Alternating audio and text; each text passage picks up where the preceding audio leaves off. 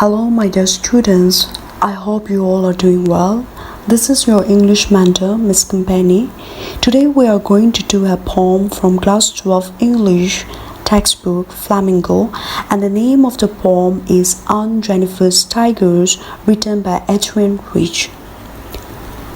About the poet, Adrienne Cecil Rich was an American poet, essayist, and feminist. She was one of the most influential poets of the second half of the 20th century. In this poem, she talks about women's rights and has tried to explore the inner feelings of a woman who is living under the dominance of men. The poem gives a picture of the society where the male dominance is considered to be supreme, where the women are subjected to suppression and subjected to male dominance. Now, the theme of the poem is plight of women in a male-dominated world, where sufferings of women are seen in society and presence of gender conflicts.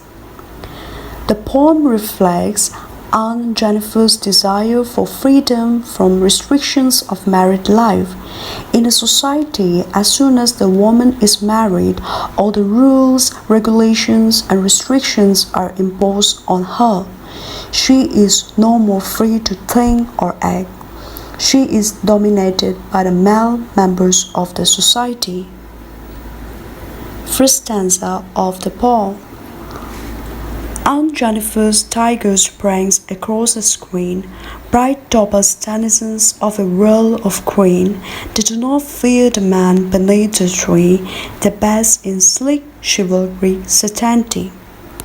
The explanation of the stanza. The first stanza talks about the tigers that Aunt Jennifer has created in embroidery on a piece of cloth. Aunt Jennifer's tigers reflect Aunt's desires of freedom. She has designed the tigers which are running fearlessly in the green forest.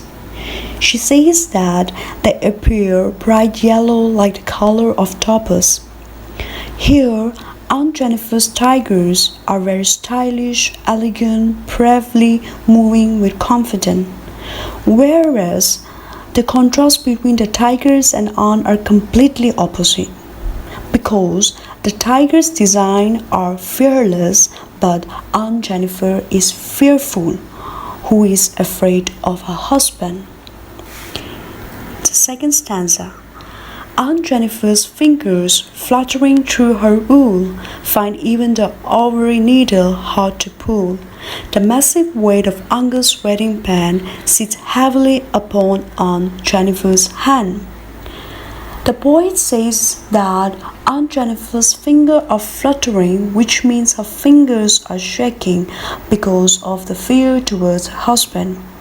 While she was doing embroidery, her fingers find it difficult to pull out the needle through the cloth or canvas.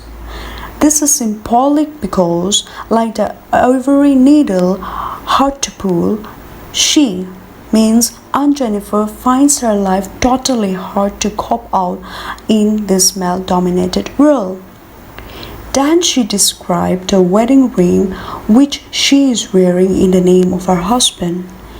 It is burden for her to wear the ring because this indicates that Aunt Jennifer's marriage had difficulties that turned into some kind of bad experience, which she wants to talk in a way that represents two worlds in front of her.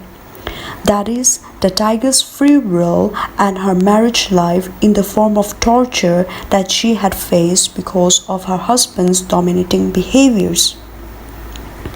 The third stanza. When Aunt is dead, her terrified hands rely, still ringed with orders she was mastered by. The tigers in the panel that she met will go on prancing, proud and unafraid. In the third stanza, the poet says that even Aunt is dead, her terrified hands will feel burden. Why? Because for she will be tied up with Jane in the form of her husband's wedding ring, which will reflect a kind of life which she had lived with ordeals. Here, ordeals means the struggles and restriction which was imposed upon Aunt Jennifer's by her husband. On the other hand, the tigers designed by Aunt Jennifer's will always go on moving proud and unafraid. In the same way, Aunt Jennifer's desire for freedom and fearless life is reflected on this piece of cloth. With this, we came to an end of this poem. Do take care and stay healthy. Thank you.